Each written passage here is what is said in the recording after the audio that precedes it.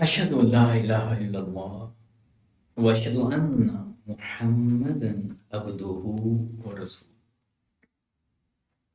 اللہم صلی علی سیدنا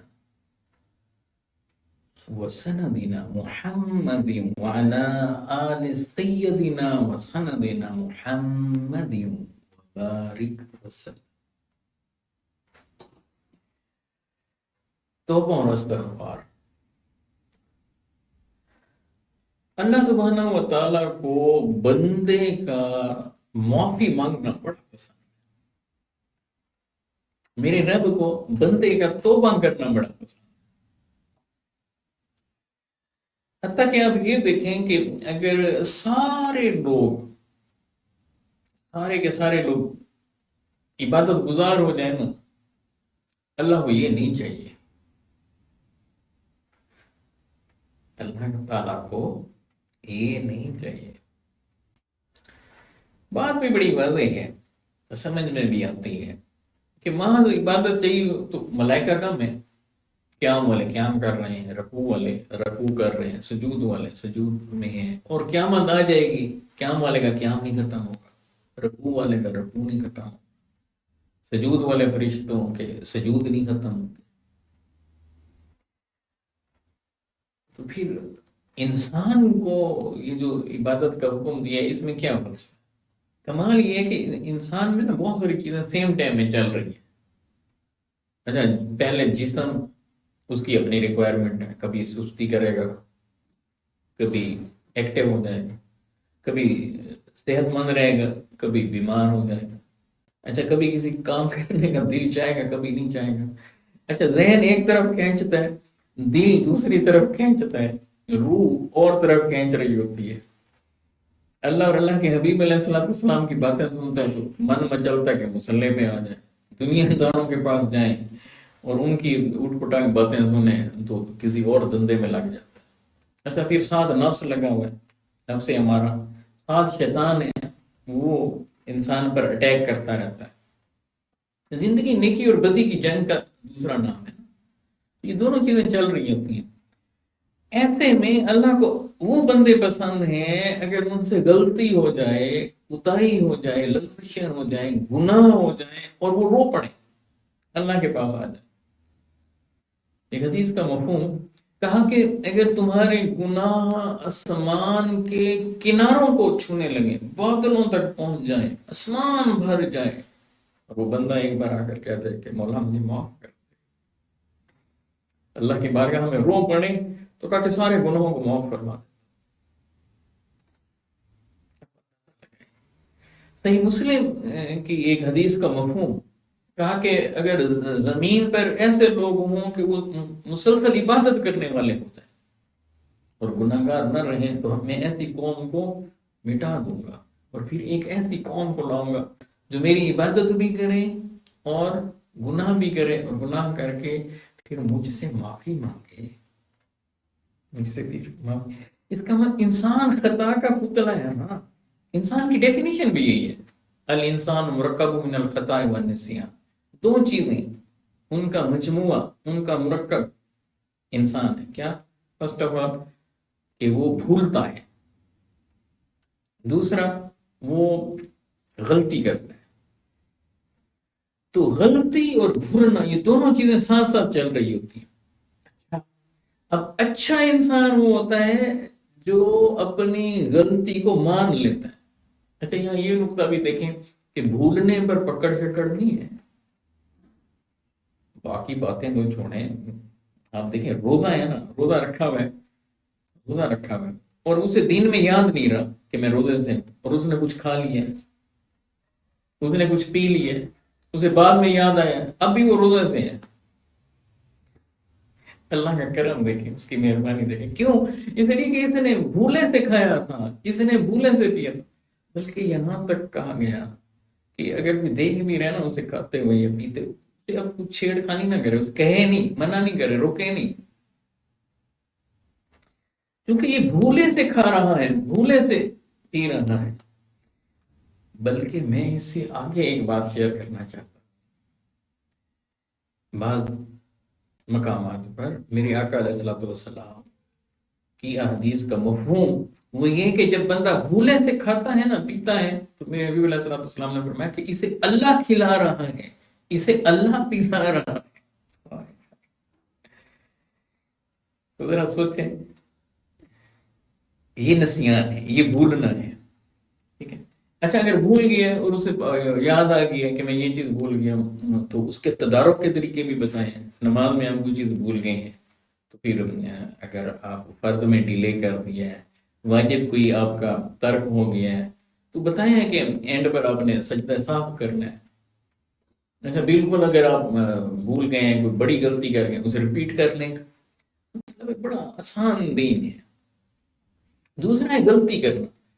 اب کہا کہ بہترین خطا کار وہ ہیں کہ جو توبہ کرتا ہے۔ بتائیں کہ خطا کار کو بھی بہترین کہا جا رہا ہے، غلطی کرنے والے کو بھی بہترین کہا جا رہا ہے۔ ہم کیا ہمارے رویے کہتے ہیں، اب کس سے غلطی ہو جائے ہم اس کو پکڑ لیتے ہیں اور اسے تانے دیتے ہیں۔ اچھا کوئی توبہ کر لیں، توبہ کرنے کے بعد تانا دینا بالکل حرام ہے۔ کوئی گناہ کو چھوڑ کر آ جانا، اب اسے یہ نہیں کہہ سکتے کہ کل تک تو یہ تھا، کل تک تو تم یہ کرتے تھے، کل تک تو تمہاری داڑھی نہیں تھی، کل تک تو اب فلاں کام کرتے تھے، بالکل نہیں کہنا۔ کہنے والا گناہ گار ہوتا ہے۔ یہ ہے دین۔ تو اللہ سبحانہ و تعالیٰ کو کیسے بندے پسند ہیں کہ جو میری عبادت بھی کرتے ہیں، اگر ان سے غلطیاں ہو جائیں، گناہ ہو جائیں، تو پھر مجھ سے معافی مانگتے ہیں، روتے ہیں۔ اب دیکھیں پھر اللہ کی رحمت بہانے تلاش کر رہی ہے۔ ایک حدیث کا مفہوم ہے کہ اللہ سبحانہ و تعالیٰ کہتے ہیں کہ بندے کو دن بھر تو نے اگر گناہ کیے ہیں نا تو رات کو آ جا، میرا ہاتھ کھلا ہے، یعنی دست رحمت دراز ہیں، تو معافی مانگ لے، بس میں معاف کر دوں۔ اور کہا کہ صبح کو میں پھر اپنے ہاتھ کو کھولتا ہوں کہ رات بھر جس نے گناہ کیے ہیں وہ صبح کو معافی مانگ لے، اور دن میں جس نے گناہ کیے میں رات کو ہاتھ کھولتا ہوں۔ اللہ کے کرم دیکھیں، کرم کے بہانے دیکھیں۔ اچھا یہ ایک اسرائیلی روایات میں سے معروف ایک واقعہ ہے، سمجھانے کے لیے میں یہاں شیئر کرتا ہوں کہ سیدنا موسیٰ علیہ السلام سے منسوب کہ قحط پڑ گیا، بارش نہیں آ رہی تھی، سارے لوگ باہر نکل آئے میدان میں کہ اللہ سبحانہ و تعالیٰ سے دعا مانگیں بارش آ جائے۔ تو موسیٰ علیہ السلام کو بتایا گیا کہ اے موسیٰ علیہ السلام، اس مخلوق میں یہ جو لوگ جمع ہیں، ان میں ایک شخص ایسا کھڑا ہے کہ جس نے 70 سال سے ہماری نافرمانی کی ہے، 70 سال۔ اگر وہ بندہ باہر چلا جائے نا ان میں سے، ان لوگوں میں سے، تو بس دعا قبول، بارش ابھی ہم دیں گے۔ موسیٰ علیہ السلام نے اعلان کر دیا بھی ایک بندہ ایسا ہے جس نے 70 سال سے اللہ کی نافرمانی ہے، وہ شخص باہر نکل جائے۔ اب اس بندے کو سمجھ آ گئی، وہ بندہ تو کھڑا تھا وہاں پر، اسے فوراً سمجھ آ گئی۔ اس نے کہ اتنے سارے لوگوں کے سامنے آج پردہ چاک ہوتا ہے، اس نے فوراً دل ہی دل میں اللہ سبحانہ و تعالیٰ کو یاد کیا، معافی مانگی، اے مالک آج میرا پردہ رکھ لے، میں معافی مانگتا ہوں، آج کے بعد تیری نافرمانی نہیں کروں، آج کے بعد تیری نافرمانی نہیں کروں۔ بس تھوڑی دیر گزری، کوئی شخص باہر نہیں نکلا تھا، اچانک دیکھا موسم کے تیور بدلے، بدلیاں آنے لگی، بادل بنے، سیاہ گھنے بادل آ گئے اور بارش برسنے لگی۔ تو لوگوں نے کہا کہ اے موسیٰ علیہ السلام، آپ نے تو کہا تھا کہ ایک شخص ایسا کھڑا ہے جس کی وجہ سے بارش نہیں آ رہی، یہاں سے تو کوئی شخص باہر نکلا نہیں ہے، تو پھر بارش کیسے آ گئی؟ موسیٰ علیہ السلام نے اللہ سبحانہ و تعالیٰ کی بارگاہ میں عرض کی کہ باری تعالیٰ یہ بارش، جواب ملا کہ اے موسیٰ، وہ جو شخص جو ہمارا نافرمان تھا اس نے ہم سے صلح کر لی، اس نے توبہ کر لیا، اس نے مجھ سے معافی مانگ لی ہے، لہذا چونکہ اس نے معافی مانگ لی ہے، اس نے میرے سے صلح کر لی اور میں نے اسے معاف کر دیا، جب معاف کر دیا تو میں نے بارش بھی برسا دی ہے۔ موسیٰ علیہ السلام عرض کرنے لگے باری تعالیٰ وہ کون شخص تھا، اس کا نام تو بتائیں۔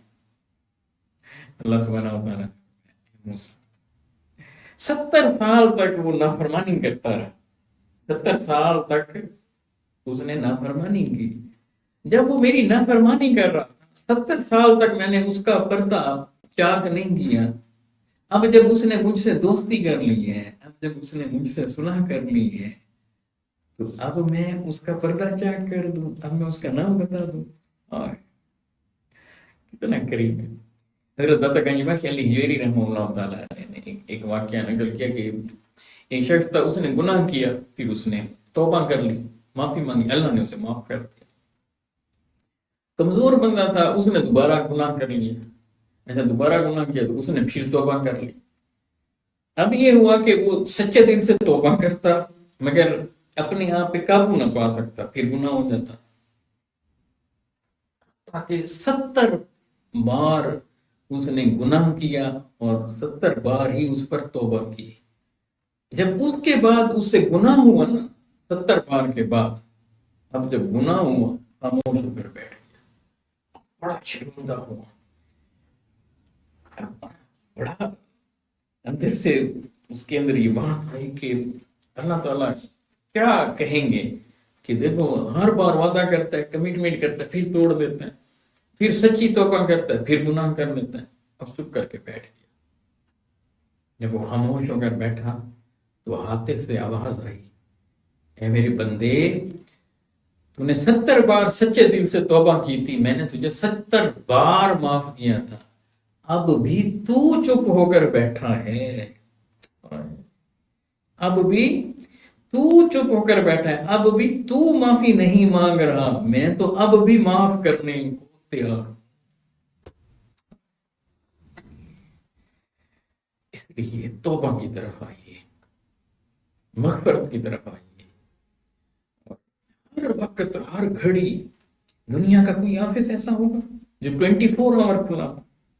اب یقین کیجیے کتنے بڑے سے بڑے سخی کے گھر بھی چلے جائیں نا، رات کے پچھلے پیر آپ نوک کریں تو کہے گا کہ آپ کو وقت نظر نہیں آتا، دین میں نہیں آ سکتے، آرام نہیں کرنے دیتے، آپ کو نظر نہیں آ رہا رات کے 2 بجے یا 3 بجے، اگر آپ کو کوئی مسئلہ ہو گیا تھا صبح تک ویٹ کر لیتے، مگر ایک سخی ایسا ہے جو 24 آور جس کا آفس کھلا ہے، وہ کہتا ہے کہ مانگنے تو آئے، اور رات کے پچھلے پہر تو وہ خود آسمان دنیا پر آ کر اپنی مخلوق کو پکارتا ہے کوئی مانگنے والا جس کی مانگ کو پورا کر، ہے کوئی بیمار جسے میں شفا دے دوں، ہے کوئی ضرورت مند جس کی ضرورت کو پورا کر، ہے کوئی حاجت مند جس کی حاجت کو پورا کر۔